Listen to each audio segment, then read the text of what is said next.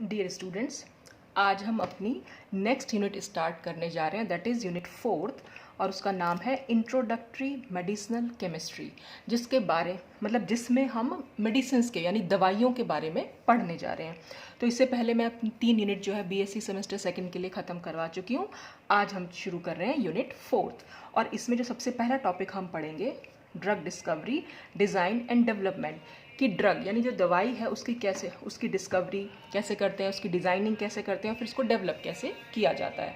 तो यही सब कुछ अब इसमें पढ़ने जा रहे हैं। तो उसके लिए सबसे पहले तो ज़रूरी है कि ड्रग्स होती क्या है ये पता होना चाहिए। तो ड्रग्स तो आपने सुना ही होगा, ये दवाइयों के लिए हम वर्ड यूज़ करते हैं। हालांकि जो ड्रग है ये दो टर्म में हम इसको यूज़ कर सकते हैं। देखिए, एक होती हैं लाइफ सेविंग एजेंट्स, तो ये हमारी जिनके बारे में हम बात कर रहे हैं वो है लाइफ सेविंग एजेंट्स, यानी कि ज़िंदगी को बचाने वाली ड्रग्स। एक ड्रग्स और भी होती हैं जो हीरोइन होती है, स्मैक होती है, वो जो नशा करने वाली होती हैं, वो लाइफ सेविंग नहीं है, वो तो लाइफ को और ले जाने वाली ड्रग्स हैं। तो हम जो ड्रग्स के बारे में बात कर रहे हैं वो लाइफ सेविंग सेविंग ठीक है, ज़िंदगी को बचाने वाली जो ड्रग्स होती हैं, दवाइयाँ। तो अब ये जो ड्रग हमने वर्ड लिया, ये ड्रग जो स्टार्टिंग हुआ ड्रग का, ये एक फ्रेंच वर्ड था, DROGUE, ड्रोग से लिया गया है। और इस ड्रोग का मतलब होता है ड्राई हर्ब। हर्ब जो प्लांट होता है, ठीक है, तो एक सूखी पत्तियां समझ लीजिए आप। तो हर्ब शब्द आपने बायो में पढ़े भी होंगे। तो ड्रोग का मतलब था ड्राई हर्ब, और यानी कि प्लांट से एक तरह से कह सकते हैं कि डिस्कवर किया गया इनको स्टार्टिंग में। और हमारी जो आयुर्वेदिक मेडिसिन हैं वो भी प्लांट से ही ज़्यादातर हैं, प्लांट से ही बनती हैं। तो इसमें प्लांट का बहुत इंपॉर्टेंट रोल है जो आयुर्वेदिक मेडिसिन बनती हैं। तो आप लोगों ने सुना भी होगा, पुराने ज़माने में भी कहीं पे ज़रा सी चोट लग जाए तो हम कुछ पर्टिकुलर पत्तियां होती थी कि उनको रगड़ लिया तो वो सही हो जाती थी। तो जो ड्रग वर्ड, इसीलिए हमने जो ड्रग वर्ड आया वो ड्राई हर्ब से आया हुआ है। इसका मतलब कहीं ना कहीं प्लांट्स में वो मेडिसिनल वैल्यूज़ जो है हमें देखने को मिलती हैं।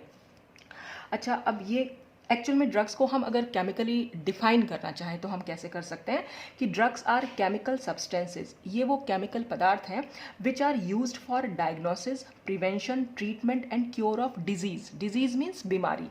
मतलब ड्रग्स को हम किसी बीमारी को ठीक करने के लिए, उसके ट्रीटमेंट में या उसकी प्रिवेंशन, उसको जो भी हम रोक सकें डिजीज़ को, और उसकी डिजीज़ का पता लगाने के लिए तो हम ड्रग्स का इस्तेमाल कर लेते हैं। तो ड्रग्स वो केमिकल सब्सटेंसेस है एक्चुअली जो किसी भी बीमारी को ठीक करने में हम यूज़ कर लेते हैं। तो drugs have been developed to improve the quality of life. तो ड्रग्स को जो डेवलप किया गया वो क्यों डेवलप किया गया, ताकि हम लाइफ की क्वालिटी को इम्प्रूव कर सकें। देखिए, अगर ड्रग्स ही ना होती हमारी ज़िंदगी में, दवाइयाँ हो ही ना अगर, तो ज़िंदगी तो ख़त्म ही हो जाएगी। अगर बीमारी हो गई तो फिर वो ठीक ही नहीं होने वाली है। ठीक है, कुछ बीमारियां होती हैं जो बिना दवाइयों के भी ठीक हो जाती हैं, लेकिन कुछ बीमारियां ऐसी जिसमें दवाइयां लेना बहुत ज़रूरी है। तो ड्रग्स को इसीलिए डेवलप किया गया ताकि जो हमारी ज़िंदगी है उसकी क्वालिटी को हम इम्प्रूव कर सकें।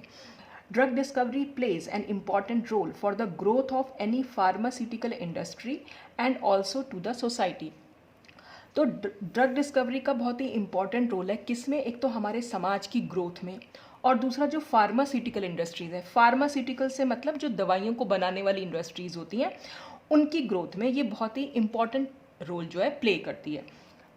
अच्छा, as newer and safe drugs are launched in the market with view to improve the therapeutic value and safety. और ये कैसे ग्रोथ कर रही है, जैसे नई नई दवाइयाँ और सेफ ड्रग्स जो है बाज़ार में लॉन्च होती रहती हैं, ठीक है। और कैसे लॉन्च कर रहे हैं हम उनको कि ये देख के कि उनकी जो थेरेप्यूटिक वैल्यू है, थेरेप्यूटिक वैल्यू का मतलब, थेरेप्यूटिक वर्ड से मतलब होता है जो बीमारी को ठीक करने वाली क्षमता समझ लीजिए। तो हर कुछ कुछ दिनों में जो है नई नई दवाइयाँ जो है मार्केट में आती जा रही हैं। ये मतलब किस बेसिस पर आ रही है कि भाई वो कितना बीमारियों को ठीक कर सकती हैं और कितना वो एक ज़िंदगी को सेव कर सकती हैं, या उनके जो नॉन टॉक्सिक मतलब जो टॉक्सिक इफेक्ट्स हैं वो बहुत कम होने चाहिए। मतलब कुछ एक पैरामीटर्स तय कर दिए गए कि ड्रग्स जो है, ये वाली ड्रग्स जो है अच्छी मानी जाएगी कि एक तो वो लाइफ को सेव कर सके, दूसरा उसके कोई साइड इफ़ेक्ट्स ना हो, मतलब कम से कम साइड इफ़ेक्ट्स हो। साइड इफ़ेक्ट्स जनरली ज़्यादातर दवाइयों में देखने को मिलते हैं, पर कम से कम साइड इफ़ेक्ट्स हों। तो इस तरह से वो हमारी लाइफ को जो है इम्प्रूव कर सकती हैं। ड्रग डिस्कवरी प्रोसेस इंक्लूड्स, अब इस ड्रग डिस्कवरी में क्या क्या चीज़ें, किन किन चीज़ों से मिलकर बनी है ड्रग डिस्कवरी, या कौन कौन से प्रोसेस इसमें इन्वॉल्व होते हैं, बस उन्हीं के बारे में हम बात करेंगे। Drug discovery process includes the identification of drug candidates, synthesis, characterisation, screening and assays for therapeutic efficiency. तो ड्रग डिस्कवरी में कुछ मेथड्स हम यूज़ करते हैं। सबसे पहले हम आइडेंटिफिकेशन करते हैं ड्रग कैंडिडेट का, उसके बाद उसकी सिंथेसिस होती है, उसके कैरेक्टरिस्टिक्स पढ़े जाते हैं, फिर उनकी स्क्रीनिंग होती है, एसेस फॉर थेरेप्यूटिक एफिशिएंसी। अब ये एसेस वर्ड का मतलब हुआ कि जो भी ये थेरेप्यूटिक एफिशिएंसी के लिए, यानी कि जो बीमारी को ठीक करने वाली क्षमता है, इसके लिए ड्रग की जो है टेस्टिंग की जाती है। एसेज मतलब ड्रग की टेस्टिंग करना। और क्यों हम ड्रग की टेस्टिंग करते हैं? ताकि हम उसकी क्वालिटी को चेक कर सकें, ठीक है। तो ये सारे मेथड्स जो हैं हम ड्रग डिस्कवरी में इंक्लूड कर लेते हैं। तो अब हम कुछ स्टेजेस पढ़ेंगे ड्रग डिस्कवरी और डेवलपमेंट में, कौन कौन सी स्टेजेस होती हैं, यानी कि ड्रग डिस्कवरी को हम कैसे स्टार्ट करते हैं, किसी ड्रग को अगर हमें बनाना है तो हम कैसे बना सकते हैं। तो वो सब कुछ हम ड्रग डिस्कवरी और उसके डेवलपमेंट में पढ़ेंगे। तो कुछ स्टेजेस आती हैं इसमें, तो वो कौन कौन सी स्टेजेस हैं वो अभी हम नेक्स्ट पेज में देखेंगे। तो इसमें जो सबसे पहली स्टेज आती है वो है टारगेट आइडेंटिफिकेशन। अब ये टारगेट आइडेंटिफिकेशन माने टारगेट को पहचानना। अब ये टारगेट वर्ड का मतलब पता होना चाहिए पहले तो टारगेट क्या है? जहां पर कि वो बीमारी हुई है, बस उसको हम टारगेट बोल देते हैं। और वो टारगेट क्या हो सकता है? A target is a term which includes gene, nucleic acid और प्रोटीन। तो वो टारगेट कोई भी ये बायोकेमिकल एंटाइटी हो सकती है, चाहे वो जीन हो सकता है, कोई न्यूक्लिक एसिड, ये सब हम अभी पढ़ते हुए आ रहे हैं पिछली यूनिट्स में, कोई प्रोटीन हो सकती है, मतलब जहां पर जाकर वो बीमारी हुई है बस उसको हम टारगेट बोल देते हैं। तो the first step in the discovery of a drug की डिस्कवरी में जो पहला स्टेप है वो क्या है? Is identification of the biological origin of a disease. उस बीमारी का बायोलॉजिकल ओरिजिन कहाँ है? ओरिजिन से मतलब जहां पर वो पैदा हुई है बीमारी, तो बस हमें वो पता लगाना होता है। दैट इज, इसका मतलब ये हुआ there is need to find a protein और जीन। हमें क्या करना पड़ता है? उस प्रोटीन या जीन या न्यूक्लिक एसिड को ढूंढना पड़ता है एसोसिएटेड विद द डिजीज, जिसमें कि वो बीमारी लगी हुई है, with which a potential drug interacts, और जिसके साथ कि वो ड्रग जो है जिसको कि हम देने जा रहे हैं वो उसके साथ इंटरेक्ट करेगी। भाई ड्रग कैसे काम करती है? अंदर जाके ड्रग जो है उस डिजीज के साथ इंटरेक्ट करती हैं, ठीक है। तो उसी से इंटरेक्शन से फिर वो उसको ख़त्म करने की ट्राई करती हैं। तो वो सब हम इसमें क्या करते हैं? तो सबसे पहला काम यही है ड्रग डिस्कवरी में कि उस जगह का पता लगाना जहाँ पर कि वो बीमारी हुई है। फिर नंबर सेकंड है टारगेट वैलिडेशन, यानी उस टारगेट का हमने पहले स्टेप में तो पता लगा लिया, दूसरे में उस टारगेट को हमें सर्टिफाई करना यानी वेरीफाई करना होता है कि हाँ भाई वहीं पर वो बीमारी है।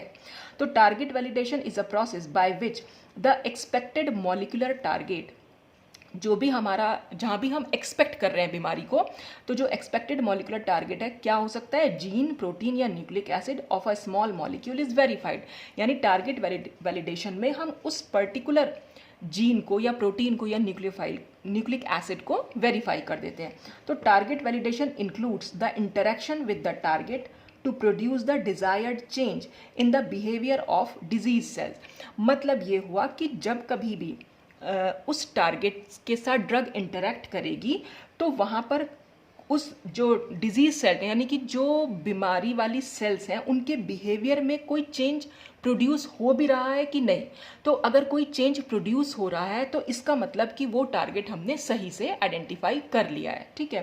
तो ये होता है हमारा सेकंड स्टेप, टारगेट को सर्टिफाई करना या टारगेट को वेरीफाई करना कि हाँ जो टारगेट हमने पहचाना है, आइडेंटिफाई किया है फर्स्ट स्टेप में, वो सही है भी कि नहीं, कि जैसे ही ड्रग उसके साथ इंटरेक्ट करे तो वहाँ पर कोई चेंज भी आना चाहिए, उन बीमारी वाली सेल्स में कोई चेंज आना चाहिए। और नंबर थर्ड है इसमें आइडेंटिफिकेशन ऑफ लेड। लेड यहाँ पर वो लेड एलिमेंट लेड की बात नहीं कर रहे हैं, ये कंपाउंड कोई भी ऑर्गेनिक कंपाउंड हो सकता है जो किसी मेडिसिन में पाया जाता है। तो a lead compound is generally defined as a new chemical entity that could potentially be developed into a new drug. यानी कोई भी ऐसा ऑर्गेनिक कंपाउंड जिससे हम एक नई ड्रग बना सके, जिसको कि हम नई ड्रग में चेंज कर सकें, आप ऐसे भी कह सकते हैं इसको।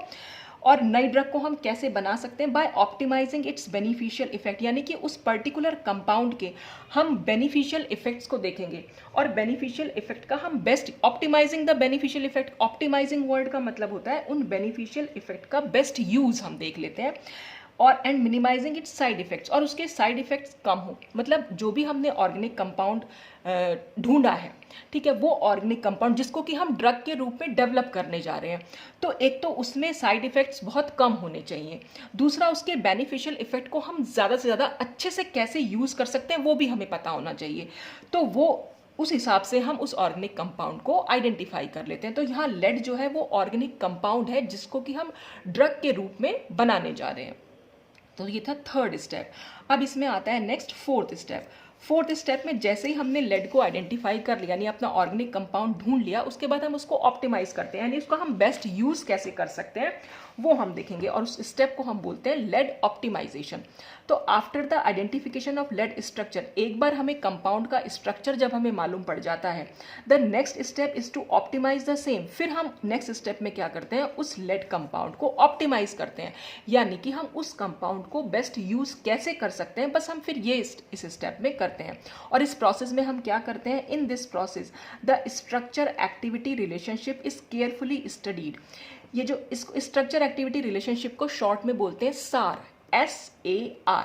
तो ये तो पूरा आपके यहाँ सिलेबस में है, तो हम नेक्स्ट आगे आने वाले वीडियोस में इसको बहुत डिटेल में पढ़ने वाले हैं कि ये स्ट्रक्चर एक्टिविटी रिलेशनशिप होती क्या है। तो इस प्रोसेस में हम उसी स्ट्रक्चर एक्टिविटी रिलेशनशिप को बहुत केयरफुली स्टडी करते हैं, and such other derivatives are synthesised, और इसी से मिलते जुलते इसके कुछ डेरिवेटिव्स, जो भी हमने ऑर्गेनिक कंपाउंड को ढूंढ लिया है उसके कुछ डेरिवेटिव्स को भी हम सिंथेसाइज करते हैं, ताकि क्या कर सकें, so as to get a compound with best possible desire activity, ताकि हम एक ऐसा डिजायर्ड एक्टिविटी या एक बेस्ट पॉसिबल कंपाउंड ढूंढ सकें जो कि हम जो एक्टिविटी उससे चाह रहे हैं, यानी कि हम उस बीमारी को जो ठीक करना चाह रहे हैं, तो उस ठीक करने के लिए वो हमें वो अच्छे से अच्छा कंपाउंड हमें वहाँ पर वो मिल जाए। ठीक है, तो ये होगा लेड ऑप्टिमाइजेशन, जिसमें हम उस ऑर्गेनिक कंपाउंड का बेस्ट यूज़ कैसे कर सकते हैं, बस ये सब हम इस प्रोसीजर में करते हैं। नंबर 5 है, फिर इसमें नंबर 5th स्टेप में हम ढूंढते हैं प्रोडक्ट कैरेक्टराइजेशन। यानी एक बार हमें उस कंपाउंड का पता चल गया तो फिर हम उसके फिजिकल और केमिकल प्रॉपर्टीज को अच्छे से स्टडी करते हैं।